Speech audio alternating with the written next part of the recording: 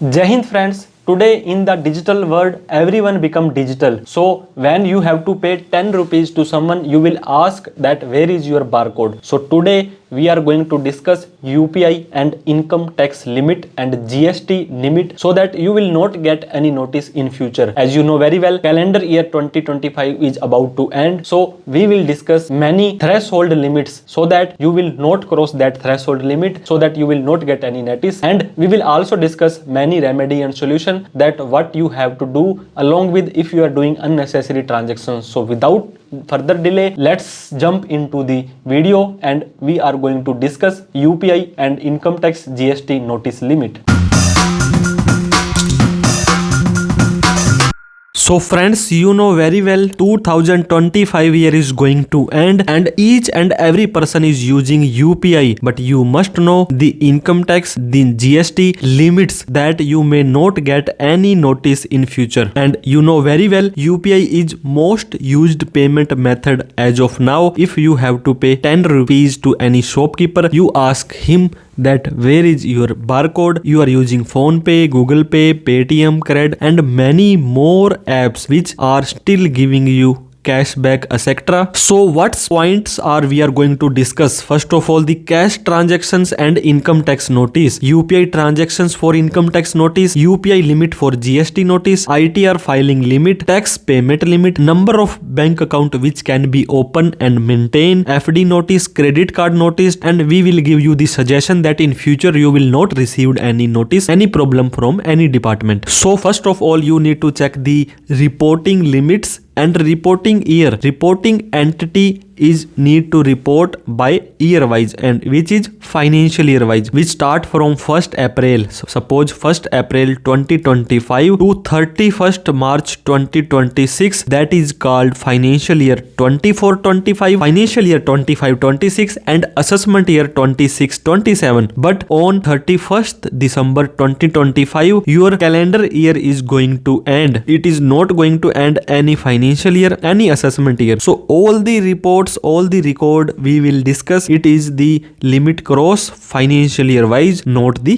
calendar year wise, but you still need to take care of all the transactions. First of all, the cash is usable in each and every house in one bank account, saving bank account. If you have deposited cash in one financial year more than 10 lakh rupees, then this amount may become reportable from that bank to income tax department. And now income tax department will check all the other things like you have filed your ITR or not, and they can ask you from where you have received these 10 lakh rupees and why you have not filed your ITR. The same limit is if you are withdrawing in saving bank account in one financial year 10 lakh rupees or more, then it is also a reportable transactions by bank to income tax department. Friend, these limit are per bank, per person, per PAN card and per financial year. If you are doing a business and using current bank account, then cash deposit limit increased from 10 lakh to 50 lakh rupees, and the same withdrawal amount is also increased from 10 lakh rupees to 50 lakh rupees in a financial year if you are using a current account. Now important part of our video, only UPI. You are doing PhonePe, Google Pay, you are receiving lot of money and you are paying lot of money. It is as on date, not a reportable transaction. Suppose PhonePe has no responsibility to give data to income tax department if you are doing 1 lakh, 10 lakh, 1 crore or how much amount of transactions as of now. But UPI app and income tax department may collaborate in future. They have to just give a mail that we need all the data,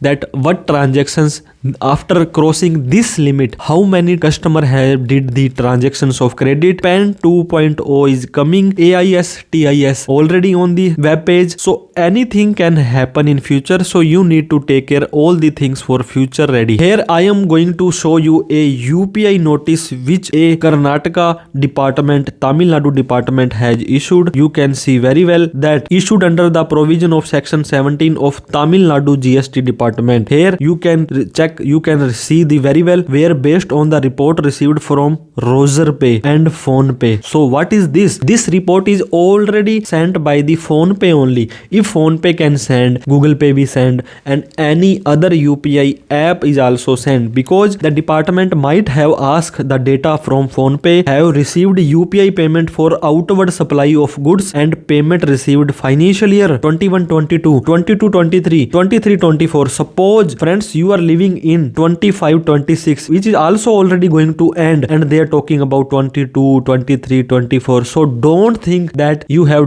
did many transactions, unnecessary transactions, and you have not received any notice. Financial year 23-24, a person has received more than 40 lakh rupees, where analysis show that you have not registered under the Tamil Nadu GST department. Why you have not taken any GST number? You know very well. If in entire year your sale proceed is more than 40 lakh rupees, and if you are a service provider, then your limit become 20 lakh rupees in financial year, then you must have to register yourself in GST department. So UPI notice, no notice served directly by income tax department as of date, as of now, but recently Karnataka GST department issued notice to 13,000 small vendor which are crossing the 40 lakh rupees credit amount. Suppose then GST department can do, one state can do that, entire state, entire income tax department, why cannot send you the notices? So UPI limit journal transactions, like you have received a loan, you have received gift, or any reimbursement. Suppose you have paid for someone earlier and you have received that amount, that can be taken through UPI saving bank account. No need to worry. If you are a shopkeeper, if you are a businessman, then you must use current account for taking your UPI payments. Sometime many bank can freeze your account or hold in saving account. When you open your saving account, then you have sign there that I will do limited transactions, I will not do any business activity. So if you have frequent transactions in your saving bank account, then your banker may freeze hold your bank account. If a shopkeeper or businessman using current account for taking UPI payment and is filing his ITR after year end,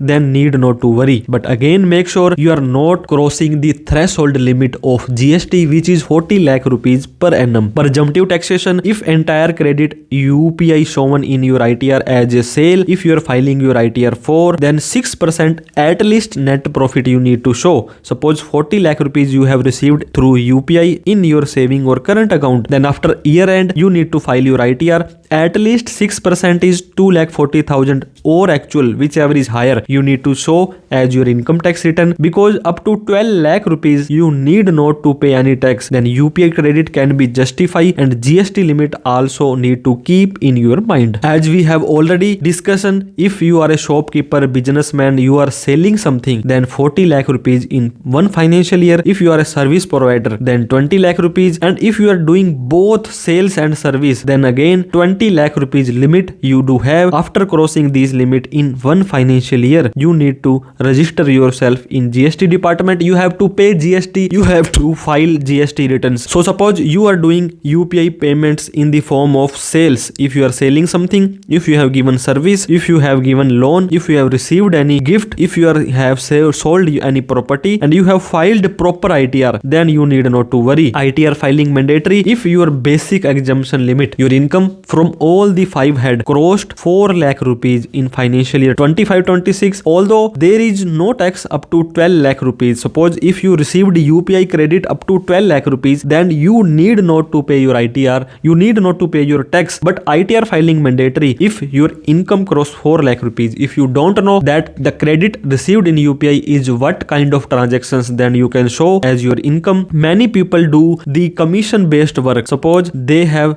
given the payment on the behalf of others. When a person come to Mr. A and he has given 10,000 rupees cash and he want in his UPI account, and he charged 10 rupees, 50 rupees, 100 rupees. So on the behalf of other, if you are doing UPI transactions and cash in repeated mode, so you need to keep the transactions of record, like CSC Center, E-Mitra, they are doing transactions. So you need to show in the transactions in your ITR, the commission on income earned from these transactions, and proper ITR, proper taxes you need to to pay, and you must have with yourself the proper license certificate to do these transactions. You know very well, a businessman must show all the transaction in their current account, but GST registration is not mandatory, only for current account. With the help of MSME, Sanstha Aadhaar number, food license, import export code, shop act, any other license certificate or individual current account can also be open, but the GST registration limit you need to keep in your mind. Maximum number of bank account in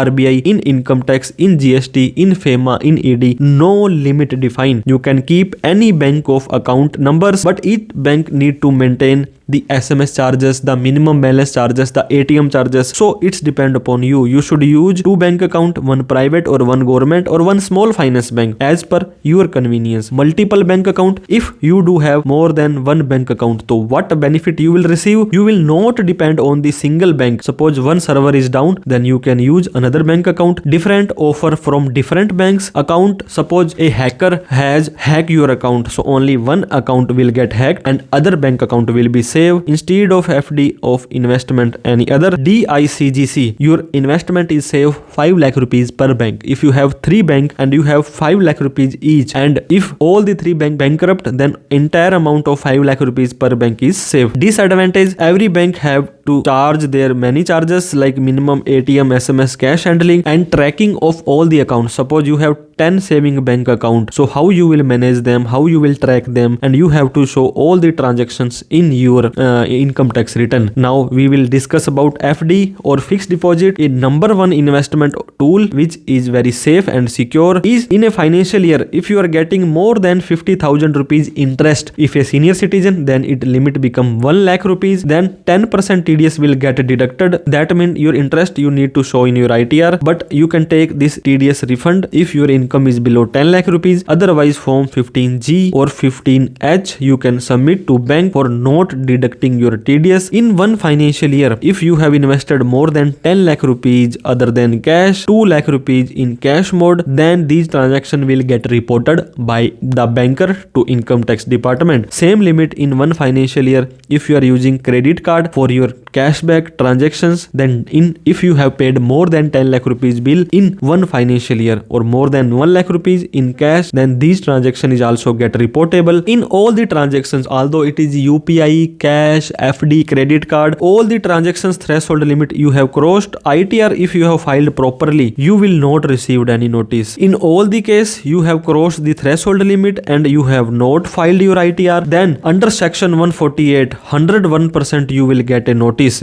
Those friends, these videos are just for your information, just for your awareness. So if your transactions are up to 50 lakh rupees, so you will get receive notice up to 4 years from the end of the financial year and 3 more additional months. If your transactions are more than 50 lakh rupees, then 6th year up to the end of the financial year. Department will give you the chance that you should justify your transactions. If you justify and no tax concealment were found, then no need to worry. If you are not able to explain where the amount came, you have earned from where, then department can consider the entire amount as your income and interest tax penalty you have to pay thereupon. If you have filed your ITR and if you have asked any refund, you have demanded and you have received your ITR filed and processed properly, it got processed nil or refund, but later scrutiny assessment can open up to 31st June of the next year. So make sure you have filed your proper ITR. Officers are limited but faceless assessment, it is very hard to justify them, so don't get trigger on these transactions. So you need to keep record of transactions, avoid unnecessary transactions. After year end, at least once check AIS, TIS and 26AS, proper ITR filing, use current account, use license certificate, and you must have a personal CA for yourself. That could be very beneficial for you. If you find this video useful, please hit the like button. Please subscribe us if you have not subscribed us, because in future on personal finance, income tax, GST, ITR filing, you will get lot of video on this channel. Please share this video on these friend who understand on English, who use UPI unnecessarily. Comment if you have any doubt, query, question. Thank you so much. Jai Hind, Jai Bharat.